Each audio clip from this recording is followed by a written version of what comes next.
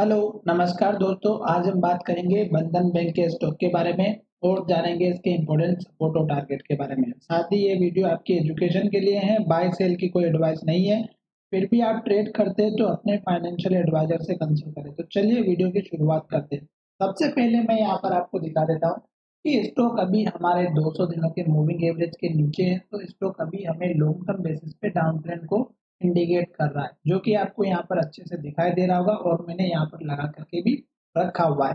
अब यहाँ पर देखिएगा कि स्टॉक ने जो हमारा पुराना हाई बनाया था, अगर आप देखेंगे तो बहुत ही ऊपर था और ये लेवल अगर आप देखेंगे तो लगभग 750 रुपए के आसपास का था। फिर स्टॉक में गिरावट कहाँ तक आई? इस कैंडल के लो तक, तो लगभग हमारा 370 का था। फिर स्टॉक ने एक ऊपर का मूवमेंट दिखाया और धीरे धीरे स्टॉक यहाँ तक गया जो लगभग 650 का हाई बनाया। तो ये जो हाई बना ये हमारे पिछले हाई से नीचे बना और स्टॉक ने क्या किया कि हमारे इस हाई के नीचे हाई बनाते हुए यहाँ तक स्टॉक अगर आप देखेंगे तो यहाँ जाकर के आ चुका जो लगभग 260 और 65 के आसपास का है। अब स्टॉक में ये जो लेवल बना है ये हमारा अगर आप देखेंगे तो पुराना वाला लेवल है जो कि सपोर्ट का पहले काम किया था और यहाँ पर ये रेजिस्टेंस का काम कर रहा है। और ये लेवल अगर आप देखेंगे तो सबसे ज्यादा स्टॉक में यही लेवल हमारा काम आया है। और जब तक स्टॉक हमारा इस लेवल के ऊपर एटलीस्ट क्लोजिंग ना दे तब तक तो आप भूल जाइएगा कि स्टॉक ऊपर जाएगा। दूसरी बात, स्टॉक अभी डाउन ट्रेंड में चल रहा है और स्टॉक हमारा क्या कर रहा है कि जैसे यहाँ पर स्टॉक ने लो बनाया था इस कैंडल का जो लगभग 230 रुपए का था, फिर स्टॉक ने इस लेवल को तोड़ा और एक यहाँ पर लो बनाया और फिर स्टॉक ऊपर गया और यहाँ जाकर के फिर से गिरावट दिखा दी। तो ये लेवल आप समझ सकते हैं कितना इंपॉर्टेंट है। क्यों? क्योंकि स्टॉक ने सबसे ज्यादा ऐसे पे ट्रेड किया और यहीं पर सबसे ज्यादा लोग बाय और सेल करके बैठे हुए थे। जिसने लोगों ने यहाँ पे बाय किया और उम्मीद में लगे थे कि स्टॉक फिर से 750 के लेवल को टच करेगा, पर स्टॉक ने ऐसा नहीं किया। स्टॉक ने इस लेवल को ब्रेक किया और स्टॉक नीचे चला गया और जब भी स्टॉक इसके पास में आता तो यहाँ पर जो लोग बैठे हुए हैं बाय करके, वो अब यहाँ पर प्राइस पे आने के बाद अपना बराबर ना नफा ना नुकसान में अपना स्टॉक को बेच देते हैं और स्टॉक में गिरावट आ जाती है। तो ये रीजन एक तो पहला यही है। दूसरा, स्टॉक अभी हमारे इस लो के पास में जाता हुआ नजर आ रहा है। तो स्टॉक ने जो अभी सपोर्ट लिया वो अगर आप देखेंगे तो हमारा इस कैंडल के लो के पास का सपोर्ट है।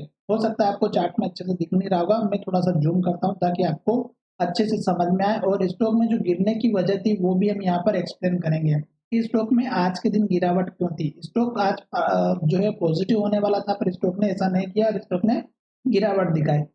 तो ये देखिएगा स्टॉक का एक लो यहाँ पर बना हुआ 195 का और दूसरा सपोर्ट लेवल जो यहाँ पर दिख रहा है यहाँ पे बना हुआ था जो लगभग हमारा बना था 182 रुपए के आसपास का। स्टॉक के ये दो अभी फिलहाल छोटे सपोर्ट है और बड़े सपोर्ट की अगर हम बात करें तो इस कैंडल के लो का बनेगा जो लगभग हमारा 150 152 के आसपास का है और एक इसी के पास का छोटा सा लेवल है। अब 150 रुपए के लेवल को स्टॉक बिल्कुल ब्रेक नहीं करना चाहिए। अगर ये लेवल टूटा तो फिर स्टॉक रुकने का नाम नहीं लेगा, फिर स्टॉक शायद और भी नीचे जा सकता है। अभी फिलहाल अगर हम बात करें तो जहां पर हमने लेवल से बनाया स्टॉक यहीं पर सपोर्ट लेकर के हमारा रुका हुआ है। और आज के दिन अगर हम बात करें तो यहाँ पे हमें पॉजिटिव इंडिकेशन मिलता हुआ नजर आता अगर ये स्टॉक हमारा पॉजिटिव जाता तो।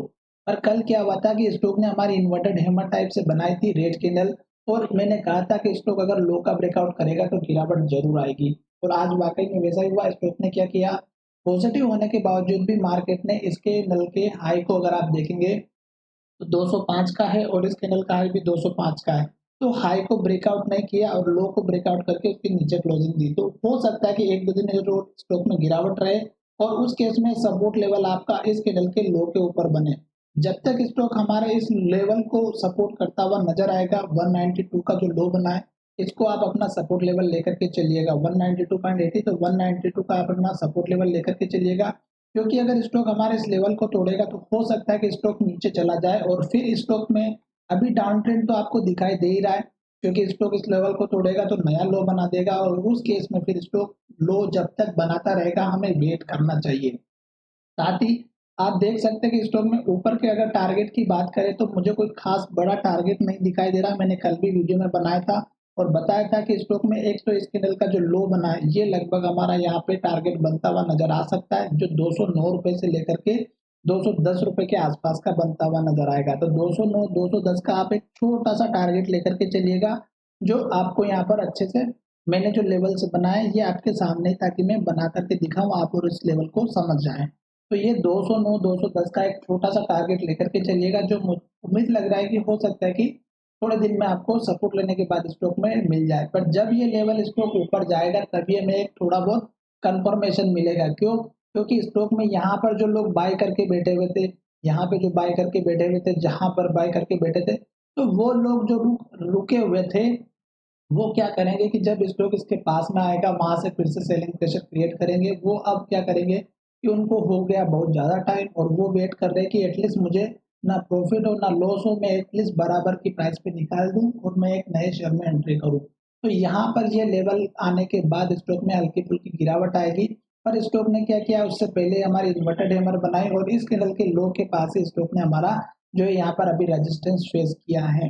तो जब तक स्टॉक इस लेवल को ब्रेक नहीं करेगा तो आपको ऊपर के लेवल देखने को नहीं मिलेंगे। और इन केस अगर स्टॉक हमारा ऊपर की तरफ चला भी जाता है तो आपको क्या करना है, इस कैंडल के लो का अपना उसके बाद का टारगेट रख देना, जो लगभग हमारा यहाँ पर बना हुआ है 223 से 225 रुपए के आसपास का। तो 225 के आसपास का आप अपना दूसरा टारगेट रखिएगा, जो मुझे यहाँ पर आपके सामने मैंने बनाया है, ताकि ये सपोर्ट लेवल था, यहाँ पर भी सपोर्ट था और यहाँ पर भी सपोर्ट लिया और यहाँ पे हाई बना था। तो ये मैंने आपके सामने लेवल्स शेयर कर दिए हैं और आशा करता हूँ कि ये वीडियो आपको पसंद आया होगा। अब यहाँ पर बात करते हैं कि अगर आप शॉर्ट टर्म के इन्वेस्टर हैं तो एटलीस्ट 9 डेज के मूविंग एवरेज का यूज कीजिएगा। स्टॉक जब उसके आसपास आता है और उसके ऊपर चला जाता है तो आपको बाय एंट्री बनती है, और अगर स्टॉक उसके नीचे चल रहा है तो हमें बाय एंट्री बिल्कुल भी नहीं लेनी है। जैसे कि यहाँ से देखिएगा, यहाँ से स्टॉक नेगेटिव इंडिकेशन दे रहा था और उसके बाद कैंडल ने भी इंडिकेशन दिया, फिर लेवल का ब्रेकआउट हुआ, कैंडल भी लो बनाते हुए जा रही थी, रेड बन रही थी, साथ ही मूविंग एवरेज भी इंडिकेशन दे रहा था, साथ ही 200 दिनों के मूविंग एवरेज के भी नीचे चल रहा है। तो आशा करता हूँ कि आपको ये सब चीज समझ में आ रही होगी। और जब तक स्टॉक हमारा ऊपर की तरफ जाएगा तो क्या करेगा कि इस लो के ऊपर लो बनाएगा और फिर स्टॉक ऊपर की तरफ जाएगा। तो उस केस में आप टारगेट अपने हिसाब से डिसाइड कर सकते हैं। अब आपको कुछ नहीं करना है, केवल हाई को मार्क कर लेना है। जैसे स्टॉक हमारा हाई के पास आता है मार्क करिएगा, जैसे कि यहाँ पर देखिएगा ये लो है और ये हाई है, इसको मार्क कर लीजिएगा तो ये आपका आने वाले समय का टारगेट बन जाएगा। बस इतना सा काम करना है और आशा करता हूँ कि ये वीडियो आपको पसंद जरूर आएगा। तो चलिए वीडियो को विराम करते हैं, धन्यवाद, मिलेंगे नए वीडियो में।